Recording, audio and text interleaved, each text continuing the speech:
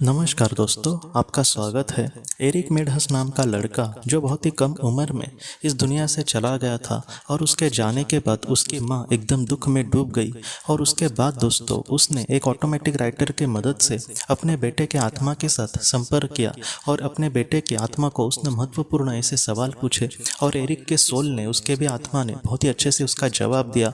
तो इसके बारे में आज हम जानकारी लेंगे। आज के इस भाग में एरिक के माँ ने एरिक से कुछ इस तरीके से सवाल पूछा दोस्तों कि पृथ्वी पर जो आत्माएं आती है वो हमेशा ही क्या इंसान के ही रूप में जन्म लेना पसंद करती है या फिर कोई और भी जन्म वो लेती है।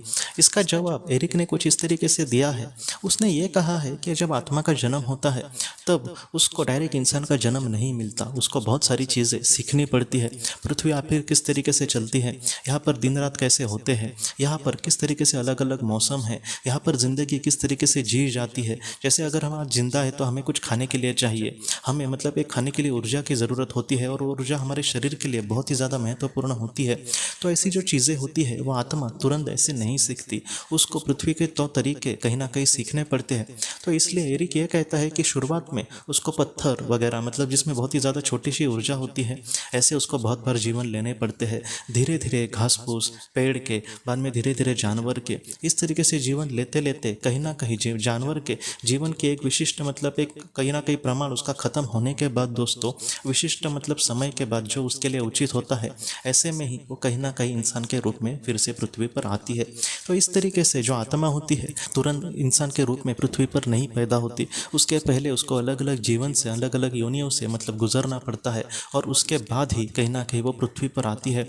इंसान के शुरुआत के जो पृथ्वी के जन्म होते हैं दोस्तों, वो भी हमेशा ही एक सोसाइटी में हमारे ज़्यादातर नहीं होते। ये देखा गया है कि कहीं ना कहीं ऐसे जो जीवन होते हैं वो बहुत बार आदिवासी जैसे लोगों में भी होते हैं कि जहाँ पर एक रिश्तों को बुनियाद को समझना, कि जहाँ पर एकदम किस तरीके से नेचर में रहना, उस नेचर को समझने की कोशिश करना, इन सारी चीज़ों को भी बहुत बार आत्मा को सीखना पड़ता है। और धीरे धीरे उसमें जैसे विकास होगा उस तरीके से आगे आगे की गति को वो कहीं ना कहीं आत्मा जाएगी। और जब इन सारी चीज़ों को पृथ्वी पर जिस तरीके से निस्वार्थ भावना से कर्म करना, संकटों का सामना करना, इन सारी चीज़ों को जब आत्मा बहुत ही अच्छे से सीख जाएगी और एक एक सीढ़ी वो आत्मलोक की पूरी करेगी, उसके बाद एक ऐसे समय पर या फिर एक ऐसे केंद्र में आत्मा का जाना होता है कि जहाँ से वो फिर से पृथ्वी पर नहीं आती, जहाँ से उसको कोई भी ज़रूरत नहीं होती पृथ्वी पर आने की। तो इस तरीके से पड़ाव से गुजरना पड़ता है, ऐसे एरिक ने कहा है।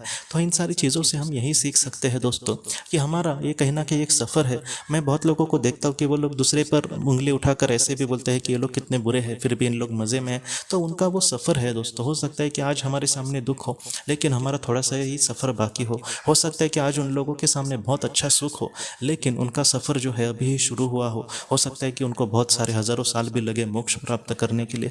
तो इस तरीके से चीज़ें होती है, इसलिए हमारा ये सफ़र है और उनका वो सफ़र है, इसलिए हमें किसी को भी नहीं देखना। जैसे एरिक ने कहा है कि इस सफ़र में बस हम किस तरीके से अच्छा बन सकते हैं, किस तरीके से जीवन को समझ सकते हैं, ऐसी जो बातें हैं हर एक आत्मा के लिए बहुत ही ज़्यादा महत्वपूर्ण है दोस्तों। तो एरिक के माँ ने उसको और भी जो महत्वपूर्ण सवाल पूछे और उसने किस तरीके से जवाब दिया, इसको हम अगले विभाग में देखेंगे दोस्तों। तो दोस्तों हम अपने अगले वीडियो में मिलते हैं। आप अपने परिवार का ख्याल रखना।